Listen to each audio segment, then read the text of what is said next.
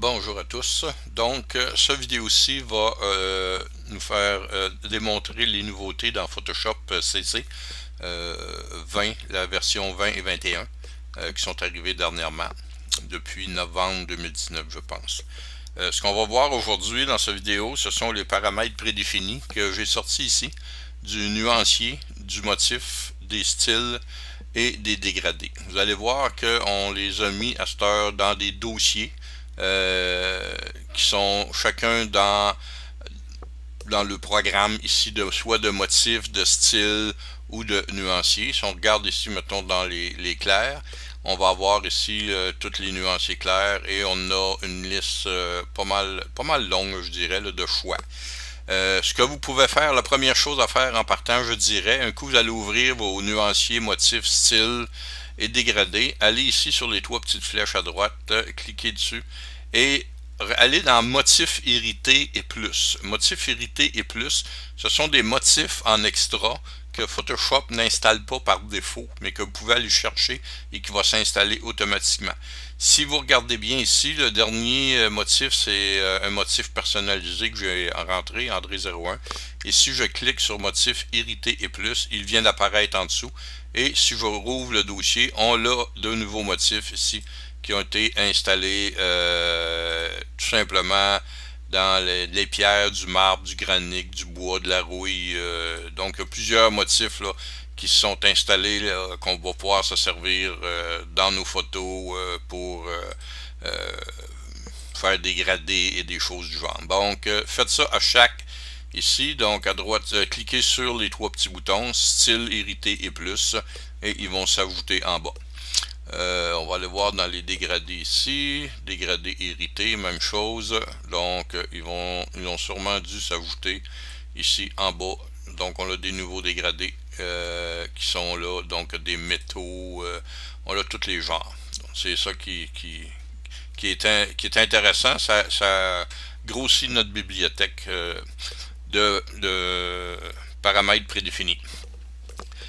On va commencer d'abord avec un petit peu, ici j'ai une photo que j'ai mis à droite avec des clip art ici à gauche et du texte, la même chose à gauche ici. Pour montrer un peu la manière, comment vont fonctionner tout simplement les nuanciers, les motifs dans chacune de ces groupes de Photoshop, de ces calques de Photoshop.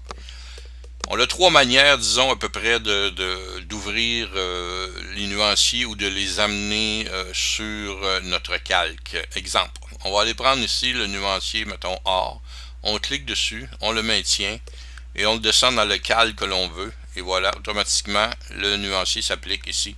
La couleur s'applique sur notre calque. Comme vous pouvez voir, ce qui se passe, c'est qu'ici, il crée un motif de couleur avec la petite flèche spécialement juste pour le calque qui est ici en dessous. Si je désire le mettre sur le deuxième calque qui est mon deuxième morceau de blé, je vais aller chercher le ton exemple bleu, je clique sur le bleu, je l'amène sur le deuxième et il crée tout simplement un motif, comment qu'on l'appelle ça, donc une couleur unie. Il crée tout simplement une couleur unie avec un masque qui va aller par-dessus le calque où ce que le clip est présentement. Donc, on va canceller ces deux-là pour tout de suite. Ça, c'est une méthode. La deuxième méthode qu'on peut prendre aussi, on va recommencer avec, mettons, le rouge, c'est de le glisser sur la partition ici directement, qu'est-ce qu'on veut le mettre en couleur. Donc, on prend le calque et on le glisse tout simplement sur... On prend la couleur, je veux dire, et on le glisse directement sur le calque dans la photo. De cette manière, il va pouvoir s'appliquer. On enlève encore une fois. L'autre méthode, c'est que s'ils sont groupés, tout simplement, je vais faire un groupe ici, mon groupe 1. Donc, je peux amener, exemple ici, la chose sur mon groupe 1, qui lui va tout simplement mettre la couleur sur les deux calques en même temps, au lieu de les faire séparer. Donc, c'est une autre option de cette fonction-là. Pour les textes, c'est un peu la même chose. On va aller cliquer sur notre texte, exemple, pour le sélectionner. Ici, même pas besoin. Et on peut prendre, on va aller chercher, disons, tiens, l'herbe d'automne, et on va l'appliquer sur notre texte. Donc, on le met directement sur notre texte, et vous voyez, il s'est tout simplement intégré dans les lettres du texte afin d'avoir le motif intégré. Par contre, le motif est sous-adjacent au texte ici. Donc, je peux enlever l'incrustation du motif. Pourquoi? Parce que mon texte, je peux y mettre une couleur unie. Exemple, je prends une couleur unie. Je mets une couleur unie. Et si vous regardez, la couleur, le nuancier, ma couleur unie, par défaut, est par-dessus. Si je rajoute, comme j'ai fait, un motif, il va aller en dessous, tout simplement. Et il va aller dans un sous-dossier effet, incrustation de motif. Et il prend le dessus sur mon motif ici, qui est de couleur pleine. Donc si je reclique ici, mes effets, attendez une seconde, bon, ok, bon, nouveau style, voilà. Donc, il vient ici en dessous, en fonction, en effet, avec un petit FX à côté, et il vient embarquer par-dessus notre couleur unie. Si je veux avoir ma couleur unie, donc je dois venir ici le décocher afin de pouvoir avoir ma couleur unie. Donc ça ici, c'est pour les textes. On peut faire la même chose, exemple pour blé. Je peux sélectionner, exemple, ma couleur unie rouge et l'amener directement sur le texte et il va changer de couleur. Si par contre, par après, je veux mettre un motif ou même ici un dégradé, on va prendre un dégradé orange ici que je vais mettre sur mon texte, bien voilà, il va embarquer par-dessus ma couleur unie, mais ma couleur unie est toujours là en dessous. Il devient comme un effet spécial en dessous ici du texte qu'on peut faire on and off. Donc on peut faire des essais, etc. à ce niveau-là. C'est beau pour ça. On va enlever ça. Encore une fois. Voilà. Voilà, comme ça. Et la même chose peut s'appliquer si j'ai un groupe ici. Donc mon groupe, je peux aller chercher une couleur unie, l'amener sur le dossier du groupe et là, tout le lettrage va se mettre tout simplement la couleur qu'on veut faire. Si on met un dégradé sur le groupe, la même chose. On prend notre dégradé et qui embarque ici par-dessus. Là, ce que vous voyez, c'est qu'il a créé un nuancier par-dessus le groupe avec la petite flèche comme de quoi qu'il est clippé au groupe en bas. Donc, si vous pouvez amener n'importe quoi, vous pouvez l'amener tout simplement dans ici le petit carreau et il va changer automatique tout le texte au complet en travaillant avec un groupe de cette façon-là.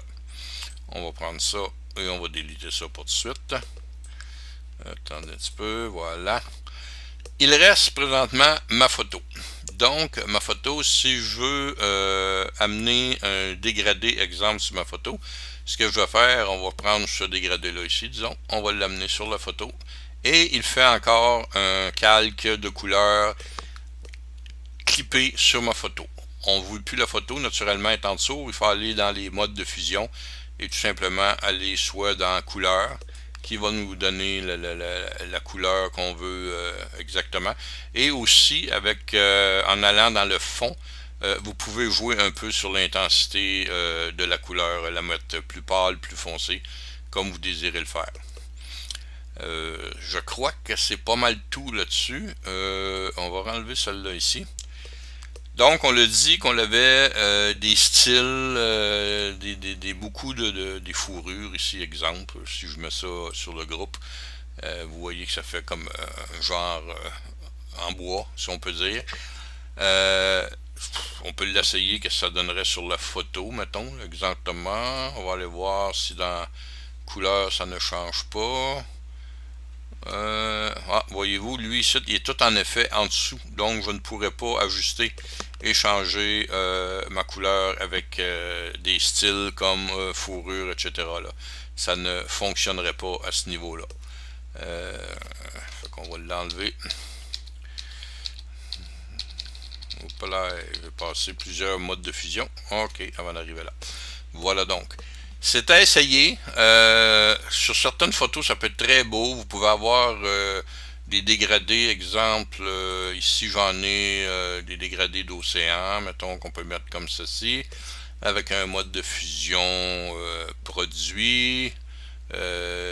Voyez-vous, lumière tamisée. On part d'un vert foncé vers un vert blanc, mais vu que notre photo a déjà du jaune mélangé avec le bleu va donner justement cette couleur-là. Donc c'est vraiment à essayer.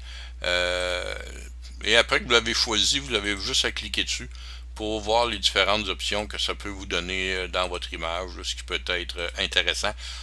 Comme vous avez vu, il y en a des centaines, je dirais, là, un peu partout. Là. Virage photographique, hein, si on envoie justement un virage photographique, beaucoup meilleur de cette manière-là. Et c'est la dernière fonction qu'on a ajoutée à Photoshop concernant les dossiers et les calques sur... Je regarde mes notes, je pense que j'ai tout dit à ce niveau-là.